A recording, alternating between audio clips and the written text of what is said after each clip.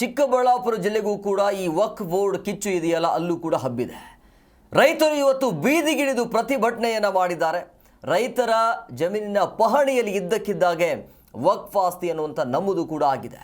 ಚಿಂತಾಮಣಿ ತಾಲೂಕಿನ ತಿಮ್ಮಸಂದ್ರ ಗ್ರಾಮದಲ್ಲಿ ರೈತನ ಜಮೀನಿನಲ್ಲಿ ಈ ರೀತಿಯಾಗಿ ನಮೂದು ಆಗಿರುವಂಥದ್ದು. ವಕ್ಫ್ ಅಂತ ನಮೂದು ಬೆನ್ನಲ್ಲೇ ಉಳುಮೆಗೆ ರೈತರು ಕೂಡ ಮುಂದಾಗ್ತಾರೆ. ಈ ವೇಳೆ ರೈತರ ಮೇಲೆ ಪೊಲೀಸರು ಕೂಡ ಲಘು ಲಾಠಿ ಪ್ರಹಾರವನ್ನು ಕೂಡ ಮುಂದುವರಿಸಿದರು. ಕಾಂಗ್ರೆಸ್ ಸರ್ಕಾರದ ವಿರುದ್ಧ ಈಗ ರೈತರ ಆಕ್ರೋಶ ಭುಗಿಲೆದ್ದಿದೆ. ಬಹುತೇಕ ಎಲ್ಲ ಜಿಲ್ಲೆಗಳಲ್ಲೂ ಕೂಡ ಈ ವಕ್ಫ್ ಮಂಡಳಿ ಕಡೆಯಿಂದ ಎಲ್ಲ ರೈತರಿಗೆ ಆಲ್ಮೋಸ್ಟ್ ಎಲ್ಲ ರೈತರಿಗೂ ಕೂಡ ನೋಟಿಸ್ ಹೋಗಿದೆ. ಯಾಕೆ ಹೀಗೆ ಅನ್ನುವಂಥದ್ದು ಇದುವರೆಗೂ ಕೂಡ ಅದು ಹಾಗೆ ಗೊಂದಲ ಇದೆ. ಯಾವ ಕಾರಣಕ್ಕಾಗಿ ಇದ್ದಕ್ಕಿದ್ದಾಗೆ ವಕ್ಫ್ ಮಂಡಳಿ ಕಡೆಯಿಂದ ಎಲ್ಲ ಆಸ್ತಿ ನಮ್ಮದೇ ಅಂಥೇಳಿ ಅದನ್ನು ಮಾಡ್ಕೊಳ್ತಾ ಇರೋದು ಯಾಕೆ ಅನ್ನುವಂಥ ಪ್ರಶ್ನೆಗಳು ಸಹಜವಾಗಿ ಹುಡ್ಕೊಳ್ತಾ ಇದೆ. CM ಸಿದ್ದರಾಮಯ್ಯನವರು ಕೂಡ ಖಡಕ್ ಸೂಚನೆಯನ್ನು ಕೊಟ್ಟಿದ್ದಾರೆ, ಯಾರಿಗೂ ನೋಟಿಸ್ ಕೊಡಬಾರ್ದು ಅಂಥೇಳಿ. ಆದರೆ ಇಲ್ಲಿ ಆಗ್ತಾ ಇರೋದು ಏನು, ಇಲ್ಲಿ 40-50 ವರ್ಷದಿಂದ ತಂದೆ ತಾಯಿ ಮಾಡಿರುವಂಥ ಆಸ್ತಿ, ತಂದೆ ತಾಯಿ ಉಳುಮೆ ಮಾಡ್ಕೊಂಡು ಬಂದಿರುವಂಥ ಆಸ್ತಿಯನ್ನು ಅವರ ಮಕ್ಕಳು ಕಂಟಿನ್ಯೂ ಮಾಡ್ಕೊಂಡು ಬಂದಿರ್ತಾರೆ. ಆ ಜಮೀನಿನ ಮೇಲೆ ಈ ವಕ್ಫ್ ಕಣ್ಣಿಟ್ಟಿದೆಯಲ್ಲ, ಇದಕ್ಕೆ ಏನು ಹೇಳಬೇಕು ಅಂಥೇಳಿ. ಎಲ್ಲ ಆಸ್ತಿಗಳು ನಮ್ಮದೇ ಅಂತ ಈಗ ವಕ್ಫ್ ಹೇಳ್ತಾ ಇದೆ. ಚಿಕ್ಕಬಳ್ಳಾಪುರ ಜಿಲ್ಲೆಗೂ ಕೂಡ ಈ ವಕ್ಫ್ ಬೋರ್ಡ್ನ ಕಿಚ್ಚು ಒಕ್ಕರಿಸಿದೆ. ರೈತರ ಜಮೀನು ಪಹಣಿಯಲ್ಲಿ ವಕ್ಫ್ ಆಸ್ತಿ ನಮೂದು ಆಗಿದೆ. ಆಸ್ತಿ ನಮ್ಮದು ಅಂತೇಳಿ ವಕ್ಫಲ್ಲಿ ಕೇಳಿ ಬರ್ತಾ ಇದೆ. ಪಹಣಿಯಲ್ಲಿ ಆ ರೀತಿಯ ಹೆಸರು ಇದೆ. ಇದಕ್ಕೆ ಪರಿಹಾರ ಏನು ಅಂಥೇಳಿ ನಿಮಗೆ ಗೊತ್ತಿರುವಂಥ ವಿಚಾರ. ಈ ವಕ್ಫ್ ಮಂಡಳಿಯ ಕಾನೂನು ಹೇಗಿರುತ್ತೆ ಅಂಥೇಳಿ. ಈಗ ರೈತರಿಗೆ ಏನು ಸಮಸ್ಯೆ ಆಗಿದೆಯಲ್ಲ, ರೈತರಿಗೆ ಸಮಸ್ಯೆ ಆದರೆ ಎಲ್ಲಿ ಹೋಗಬೇಕು? ಕಾನೂನೇ ಇಲ್ಲ ಇದಕ್ಕೆ. ವಕ್ಫ್ ಮಂಡಳಿಗೆ ಹೋಗಬೇಕು. ಆ ವಕ್ಫ್ ಮಂಡಳಿಗೆ ಅಲ್ಲಿ ಹೋಗಿ ವಾದ ಮಾಡಬೇಕಾಗತ್ತೆ. ಅಲ್ಲಿ ವಕ್ಫ್ ಮಂಡಳಿಯಲ್ಲಿ ಇರೋರು ಯಾರು? ಅಧಿಕಾರಿಗಳು ಮುಸ್ಲಿಮರೇ ಇರ್ತಾರೆ. ಇದಕ್ಕೇನು ಭಯ ಪಡೋದು? ಕರೆಕ್ಟ್ ಅಲ್ವಾ? ಅಲ್ಲಿ ಅವರು ವಾದ ಮಾಡೋಕ್ಕಾಗತ್ತಾ? ಅವರ ಹತ್ರ ದಾಖಲೆ ಏನಿದೆ ವಕ್ಫ್ ಮಂಡಳಿ ಹತ್ರ ಇದು ನಮ್ಮದು ಅಂಥೇಳಿ?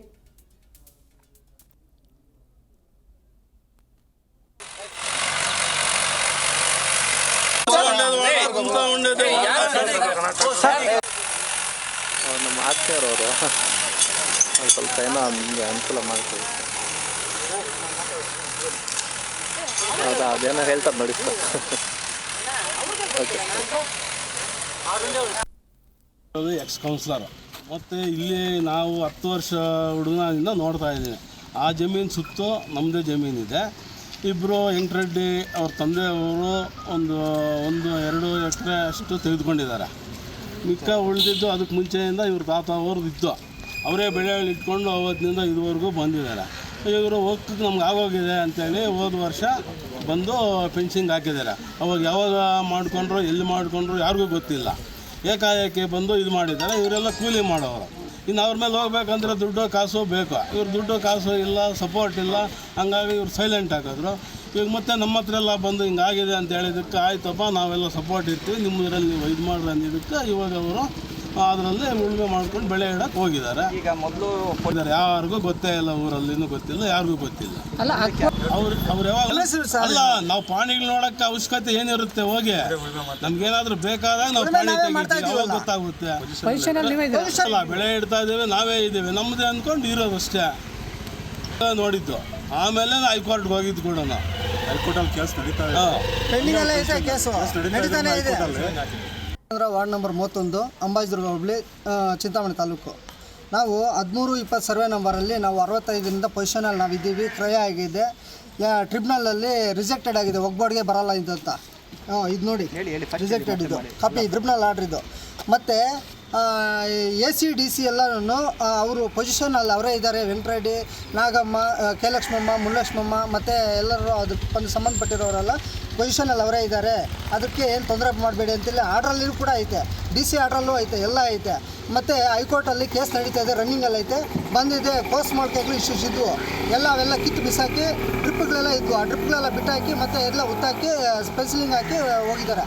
ಮತ್ತು ಇವಾಗ ನಮಗೆ ಉಳುಮೆ ಮಾಡೋಕ್ಕೆ ಯಾವ್ದು ಜಮೀನಿಲ್ಲ, ಏನಿಲ್ಲ. ನಾವು ಕೂಲಿನಲ್ಲಿ ಮಾಡೋರು, ದಲಿತರು ನಾವು. ಈ ಥರ ಬಂದು ದೌರ್ಜನ್ಯ ಮಾಡಿ ಈ ಥರ ನಮ್ಮನ್ನು ಹೊರಗಾಕಿ ಈ ಥರ ಹಿಂಸೆ ಕೊಡ್ತಾ ಇದ್ದಾರೆ. ಎಷ್ಟು 1000 ಜನವರೆಗೂ ಬಂದಿದ್ದಾರೆ. ಅವತ್ತು ಪೆನ್ಸಿಲಿಂಗ್ ಹಾಕೋವಾಗ ದೊಣ್ಣೆ ಕಳ್ಳುಗಳು ಮುಚ್ಚುಗಳು ಎತ್ಕೊಂಡ್ಬಂದು ಲಾಂಗ್ಗಳೆಲ್ಲ ಎತ್ಕೊಂಡ್ಬಂದು ಅವತ್ತು ಭಯ ಬಿದ್ದೋಗಿ ಯಾರೂ ಹೋಗಲಿಲ್ಲ ಆ ಕಡೆನೇ. ಊರವರೆಲ್ಲ ಏನು ಹೇಳ್ತಾರೆ ಅವ್ರ ಪ್ರೆಸ್ ಮೀಟಲ್ಲಿ ಊರವರೆಲ್ಲ ನಮಗೆ ಸಹಕಾರ ಕೊಟ್ಟರು, ಅದಕ್ಕೆ ನಾವು ಪೆನ್ಸಿಲಿಂಗ್ ಹಾಕಿದ್ದು ಅಂತೇಳಿ. ಇವಾಗ ಅದೇ ಊರವರು ನಾವೇನಕ್ಕೆ ಕೊಟ್ವಿ, ಇದು ಸುಳ್ಳು ಮಾಹಿತಿ ಕೊಟ್ಟವರು. ಅದೇನಿಲ್ಲ, ನಡೀರಿ ನಿಮ್ಮ ಜಮೀನಲ್ಲಿ ನೀವು ಉತ್ತರಿ ಅಂತೇಳಿ ನಮ್ಮೂರವರೇ ನಮ್ಗೆ ಸಪೋರ್ಟ್ ಕೊಟ್ಟಿದ್ದಾರೆ. ಇವಾಗ ಈಗ ಎಷ್ಟು 7 ತಿಂಗಳಾಯಿತು. ಈಗ ಹೈಕೋರ್ಟಲ್ಲಿ ಕೇಸ್ ನಡೀತಾ ಇದೆ. ನಮಗೆ ಸಪೋರ್ಟ್ ಇರಲಿಲ್ಲ, ಯಾರೂ ಇಲ್ಲ. ಅವ್ರು ಬಂದು ಲಾಂಬಿ ಬರ್ತಾ ಇದ್ರು. ಹೆಂಗೆ ಹೋಗೋದು ನಾವು?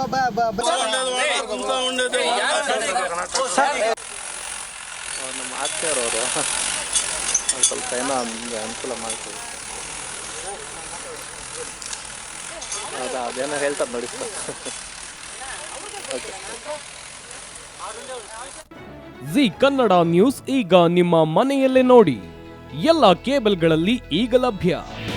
ನಿಮ್ಮ ನೆಚ್ಚಿನ ಜಿ ಕನ್ನಡ ನ್ಯೂಸ್ ಈಗ ಸನ್ ಡೈರೆಕ್ಟ್ ನಲ್ಲಿ number 292, Tata play number 1664, Jio TV number 1334, NXT digital number 30, in cable number 30, city networks 51, U digital number 162, GTPL number 17, Rockline telecommunications number 42, Shri Basaveshwara cable number 168, rural cable network 60, Vinayaka digital 57, Abhishek cable 821, city channel 53, Siddeshwara cable network 57, V4 digital Infotech 628, Surya digital networks 53, Gajanan digital number 836, Malnad Infotech private limited number